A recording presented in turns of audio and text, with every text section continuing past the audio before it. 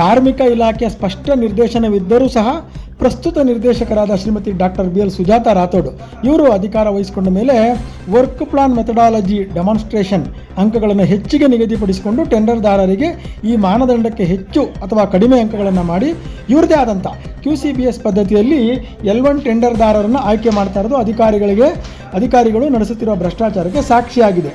ಯಾರೋ ಕೇಳಿದ್ರು QCBS ಅಂದರೆ ಏನು ಅಂತ, quality and cost based selection ಅಂತ ಹೇಳಿ ಅದಕ್ಕೆ ಅಬ್ರಿವೇಷನ್ಸು. ಇಲ್ಲಿ ಇದಕ್ಕೆ ಸಾಕ್ಷಿ ಆಗಿರೋದು ಇವೆಲ್ಲವೂ ಈ ಪ್ರಸ್ತುತಿಗೆ ತಮ್ಮ ಮನಸೋ ಇಚ್ಛೆ ತಮಗೆ ಅನುಕೂಲ ಆಗೋ ರೀತಿಯಲ್ಲಿ ಟೆಂಡರ್ದಾರರಿಗೆ ಅಂಕಗಳನ್ನು ನೀಡ್ತಾ ಇರ್ತಾರೆ. ಇಲ್ಲಿ ಹಲವಾರು ಭ್ರಷ್ಟಾಚಾರ ನಡೆದಿದೆ, ಹಲವಾರು ಕೋಟಿ ಭ್ರಷ್ಟಾಚಾರ ನಡೆದಿರ್ತದೆ. ಈ ಬಗ್ಗೆ ವೈದ್ಯಕೀಯ ಶಿಕ್ಷಣ ಸಚಿವರಾದ ಮಾನ್ಯ ಶ್ರೀ ಶರಣಪ್ರಕಾಶ್ ಪಾಟೀಲ್ ಅವರು ಶೀಘ್ರ ತನಿಖೆಗೆ ಆದೇಶ ಕೊಡಬೇಕು. ಮತ್ತು ಇಲ್ಲಿ ಯಾರು ತಪ್ಪಿತಸ್ಥರಿದ್ದಾರೆ ನಾನು ಮುಂದೆ ಹೇಳ್ತೀನಿ, ಅದನ್ನೆಲ್ಲ ಹೆಸರುಗಳನ್ನ ನೀವು ನೋಡ್ತಾ ಇರ್ಬೋದು. ಅಲ್ಲಿ ಅವರಷ್ಟು ಜನಗಳ ಮೇಲೂ ಕ್ರಮ ಜರುಗಿಸಬೇಕಾಗಿದೆ ಮತ್ತು ಅವರೆಲ್ಲರೂ ಇಲಾಖೆಯಿಂದ ಮೊದಲು ಮುಕ್ತಗೊಳಿಸಬೇಕಾಗಿದೆ. ಕಾಸ್ಟ್ ಬೇಸ್ಡ್ ಸೆಲೆಕ್ಷನ್ ಅಂತೇಳಿ ಆಧಾರದ ಮೇಲೆ ಮಾಡ್ತಾ ಇದ್ದಾರೆ. ಇದು ಒಂದೇ ಅಂತಲ್ಲ, ಚಿಕ್ಕಬಳ್ಳಾಪುರದ ನಂದಿ ಮೆಡಿಕಲ್ ಇರ್ಬೋದು, ಗುಲ್ಬರ್ಗ, ಗದಗ, ಬೆಂಗಳೂರು ಎಲ್ಲ ಕಡೆ ರಾಜ್ಯದ ಬಹುತೇಕ ಎಲ್ಲ ಕಡೆಯೂ ಆಗಿರುವಂಥ ವ್ಯಾಪಕವಾಗಿ ತಮ್ಮ ಭ್ರಷ್ಟಾಚಾರದ ಕೈಯನ್ನು ಆಡಿಸಿ ಸಂಪೂರ್ಣವಾಗಿ ಹೆಚ್ಚು ಕಮ್ಮಿ ಇಲಾಖೆನ ಭ್ರಷ್ಟಕೂಪದತ್ತ ತಳ್ಳಿಬಿಟ್ಟಿದ್ದಾರೆ. ಈ ಬಗ್ಗೆ ವೈದ್ಯಕೀಯ ಶಿಕ್ಷಣ ಸಚಿವರಾದ ಮಾನ್ಯ ಶ್ರೀ ಶರಣಪ್ರಕಾಶ್ ಪಾಟೀಲ್ ಅವರು ಗಮನ ಹರಿಸಬೇಕಾಗಿದೆ.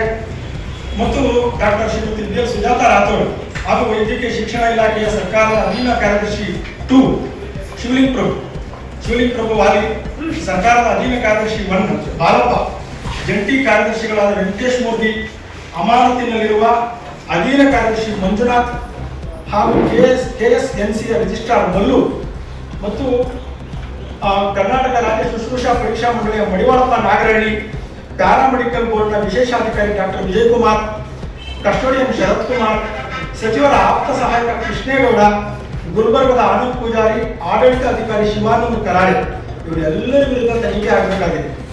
ಇವರೆಲ್ಲರೂ ಇದರಲ್ಲಿ ದುರುದ್ದೇಶಪೂರ್ವಕವಾಗಿ ಸೇರಿಕೊಂಡು ಹಾಳು ಮಾಡಿದ್ದಾರೆ. ಇದನ್ನೆಲ್ಲ ಈ ಟೆಂಡರ್ಗಳಲ್ಲಿ ಇತ್ಯರ್ಥಪಡಿಸಿರುವಂತಹ ನಡಾವಳಿಗಳು ಕೂಡ ಇದುವರೆಗೂ ಯಾವುದೋ ಅಕ್ರಮಗಳನ್ನು ಪರಿಶೀಲಿಸಿ ಸೂಕ್ತ ಕ್ರಮ ಕೈಗೊಳ್ಳಬೇಕಾಗಿದೆ. ಯಾವ ನಿಟ್ಟಿನಲ್ಲಿ ಅಂತಂದ್ರೆ ಅಸಂಘಟಿತ ಕಾರ್ಮಿಕರು, ಇವತ್ತು ಒಬ್ಬ ಕಾರ್ಮಿಕ ಈಚೆ ಒಂದು ದುಡ್ಡು ಹೋಗ್ತಾನೆ ಅಂದ್ರೆ ಅವ್ನು ಬೆಳಗಿನ ಸಂಜೆ ಮೈಮೂರು ದುಡಿತಾನೆ, ಅವ್ರಿಗೆ ಏನು ನಿಜವಾಗಿ ಸೇರ್ಬೇಕು ಆತನ ಒಂದು ವೇತನ, ಆತನ ಒಂದು ಸಂಬಳ ಏನಿದೆ ದಿನಗಳಿಗೆ ಅದು ಸೇರ್ತಾ ಇದೆ. ಇವತ್ತು ಇದೆಲ್ಲ ಸೇರ್ತಾ ಇರೋದು ಪಟ್ಟಭದ್ರ ಹಿತಾಸಕ್ತಿಗಳಿಗೆ ಮತ್ತು ಅದನ್ನ ಹೋಗಲಾಡಿಸಬೇಕಾಗಿದೆ. ಈ ಒಂದು ಸೂಕ್ತ ಟೆಂಡರ್ದಾರರಿಗೆ ಯಾರು ಕೊಡಬೇಕಾಗಿತ್ತು L1 ಆಗಿ ಅಂತವ್ರಿಗೆ ಕೊಡದೇ ಇರೋದ್ರಿಂದ ಆ ಬೊಕ್ಕಸಕ್ಕೆ ಆಗ್ತಕ್ಕಂಥ ನಷ್ಟವನ್ನು ಕೂಡ ತಡೆ ಹಿಡಿಬೇಕು. ಇದನ್ನ ಮಾನ್ಯ ನ್ಯಾಯಾಧೀಶರಿಂದನೋ ಅಥವಾ ಲೋಕಾಯುಕ್ತರು ನಿಷ್ಪಕ್ಷಪಾತವಾಗಿ ತನಿಖೆ ಮಾಡುವಂಥ ಅಧಿಕಾರಿಗಳೇ ಇದಕ್ಕೆ ಬೇಕಾಗಿರೋದು. ಯಾಕೆಂತಂದ್ರೆ ಆಡಳಿತ ಸರ್ಕಾರನೇ ಇರೋದು. ಆಡಳಿತ ಸರ್ಕಾರದ ಇಂಥ ಸಮಯದಲ್ಲಿ ಸುಜಾತಾ ರಾಥೋಡ್ ಅವರು ಕೂಡ ಪ್ರಭಾವಿ ಲೇಡಿ, ಅವರೇನು ಕಡಿಮೆ ಏನಲ್ಲ.